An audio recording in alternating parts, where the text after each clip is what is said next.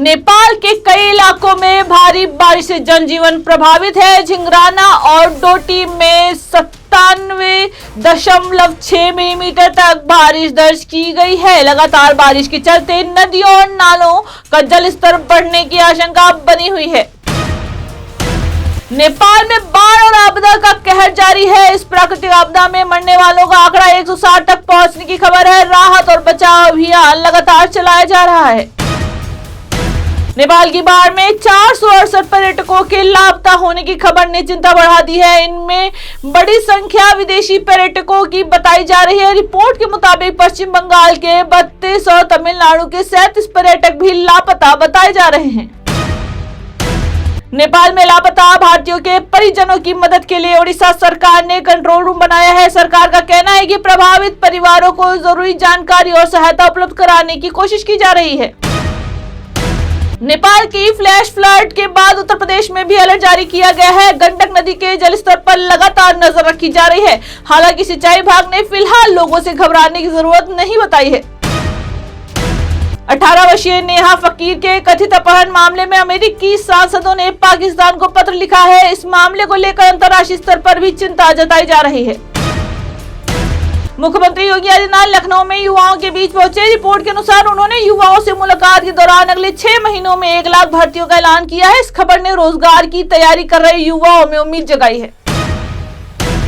UP में असुरक्षित दवाओं के खिलाफ बड़ी कार्रवाई की गई है। एफएसडीए ने कई जिलों में छापेमारी करते हुए 7 इकाइयों का संचालन रुकवाया और दवाओं के नमूने जांच के लिए भेजे हैं। त्योहारी सीजन को देखते हुए लखनऊ में खाद्य सुरक्षा अभियान तेज कर दिया गया है। जांच के दौरान असुरक्षित और अस्वच्छ परिस्थितियों में रखे खाद्य उत्पादों को लेकर कार्रवाई की गई है। उत्तर प्रदेश सरकार के 2026-27 के अनुपूरक बजट में इंफ्रास्ट्रक्चर, युवा और महिलाओं से जुड़ी योजनाओं पर विशेष फोकस रखने की संभावना जताई जा रही है। यूपीटीईटी 2026 का परिणाम घोषित कर दिया गया है। रिपोर्ट के मुताबिक 13 लाख से अधिक उम्मीदवारों ने परीक्षा में क्वालिफाई किया है। ईरान और ओमान के बीच हॉर्मुज जलसंधि को लेकर अहम समझ की खबर सामने आई है। इस घटनाक्रम पर दुनिया की नजर बनी हुई है। गाजा में अमेरिकी समर्थन वाली अंतर्राष्ट्रीय तैनाती की तैयारियों को लेकर चर्चा तेज है। पश्चिम एशिया में मौजूदा हालात और आगे की रणनीति पर नजर रखी जा रही है। भारत और चीन सीमा वार्ता को आगे बढ़ाने पर सहमत हुए हैं। दोनों देशों के बीच कूटनीतिक बातचीत को नई गति मिलने की उम्मीद जताई जा रही है। केंद्रीय मंत्री पीयूष गोयल ने भारत और जापान के बीच निवेश और स्टार्टअप सहयोग बढ़ाने के लिए शार्क टैंक जैसे पिचिंग मॉडल का सुझाव दिया है। लखनऊ में निवेश के नाम पर एक बुजुर्ग से 31,86,000 रुपए की ठगी का मामला सामने आया है। पुलिस मामले की जांच में जुटी हुई है। लखनऊ के एक मकान का ताला तोड़कर 4,70,000 रुपए की चोरी का मामला सामने आया है। पुलिस आरोपियों की तलाश कर रही है। उत्तर प्रदेश में मानसून एक बार फिर सक्रिय हो गया है। कई जिलों में भारी बारिश, तेज हवा और वज्रपात का अलर्ट जारी किया गया है। लखनऊ में भी गरज चमक के साथ बारिश की संभावना जताई गई है।